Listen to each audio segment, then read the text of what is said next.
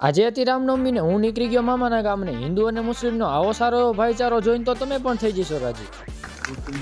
તો જય દ્વારકાધીશ ને ગુડ મોર્નિંગ બધાને. કાલે છે રામનવમી અને આજે હું નીકળી ગયો છું મામાના ગામ ભગવાન શ્રી રામના દર્શન કરવા. ફાઇનલી પહોંચી ગયા રામપરા બેટી ગામમાં ને આવી ગયા ઘરે ને દરવાજો ખોલીને હાર્દિકભાઈ કરી નાખ્યું આપણું સ્વાગત. પછી ભેગા થઈ ગયા આપણે મામાના છોકરાને એની અરે રામ રામ કરીને આપણે આવી ગયા મનીષ મેવાડા તબેલે. અને મિત્રો બધી વસ્તુ ખૂટે પણ ડાયરાબાજી ન ખૂટે. એક ને બે ને ત્રણ ને તમને પાંચ માણસો બેઠેલા તો જોવા મળે, કારણ કે ડાયરા મરદ ના થાય, માય કાંગલાના થોડા થાય.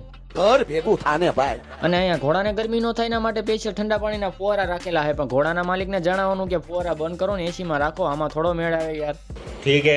અને પછી આપણે નીકળી ગયા સીધા જમવાને. આવી ગયા માંડવે લઈ લીધી થારીને બેસી ગયા બધા ભાઈઓ જમવા. અને મિત્રો જમીન બહાર આવ્યા ત્યાં તો રોહિતભાઈ થઈ ગયા આપણે ભેગા ને આવા હોનાના ભાવમાં ભાઈ 5 તોલાનો હાર પહેરો છે બોલો. અને બીજું બધું તો ઠીક મિત્રો, પણ આ ભાઈ થોડુંક જાજુ શિખણ ખવાઈ ગયું એવું નથી લાગતું, થોડાક મૂંઝાઈને બેઠા છે. પછી મિત્રો મસ્ત મજાનું જમી લીધું ને નીકળી ગયા ઘર સાઈડ ને. તમે બધી કોર ભગવો લહેરા તો જોયો હોય છે, પણ ટાવર ઉપર ને જોયો હોય તો હાલો હું તમને બતાડું.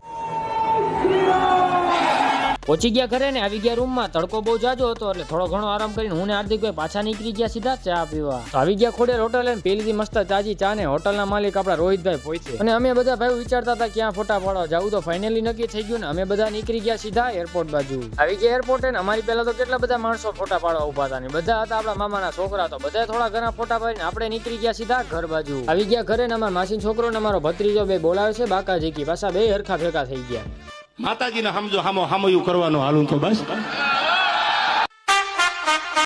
પડી ગઈ રાત ને આવી ગયા હોલમાં અને અહીંયા રાખ્યું હતું જમવાનું, એટલે અમે આવી ગયા થોડી ઘણી સેવા કરવા. અને ગુંદીમાં તો તમારો ભાઈ તો ગાંઠિયામાં હતા લાલુ. અને મિત્રો એ જ રામ મંદિર છે કે જે નવું બન્યું છે ને, મૂર્તિની સ્થાપના કરવાની બાકી છે, એટલે તમને દર્શન કરાવ્યા નથી ને આ બધું તમને જોવા મળશે કાલના વિડીયોમાં.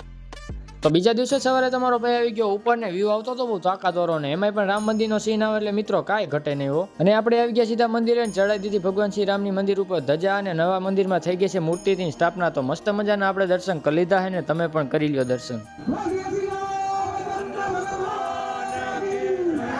અને તમારા ભાઈ મિત્રો બ્લોગ ચાલુ કર્યો સીધો 8 વાગે, કારણ કે સવારની લાઈટ વહી ગઈ હતી ને જે હમણાં જ આવી છે, ને આપણા મોબાઈલમાં કઈ ચાર્જિંગ હતું ને એટલે કઈ બ્લોગ ઉતરો નથી. અને મિત્રો હું રાત્રે આવી ગયો તો લોક ડાયરામાં. જેને જેને આ કામમાં સાથ સહકાર આપ્યો છે તે બધાનું કરવાના છે સ્વાગત. અને આવો હિન્દુ અને મુસ્લિમનો ભાઈચારો તો ખાલી મળે આપણા ગુજરાતમાં જોવા આવો. અને પછી બધા ભાઈઓ બહેનોએ મસ્ત મજાના રાસ ગરબા રેમાં ને આપણે આવી ગયા સીધા મંદિરે. મંદિર લાગે છે બહુ મસ્ત, અને તમને કેવું લાગે જરા કોમેન્ટ કરીને કહેજો. અને આજનો બ્લોગ કરી છે આપણે પૂરો. મળી આપણે નવા બ્લોગમાં. જય દ્વારકાધીશ બધાને.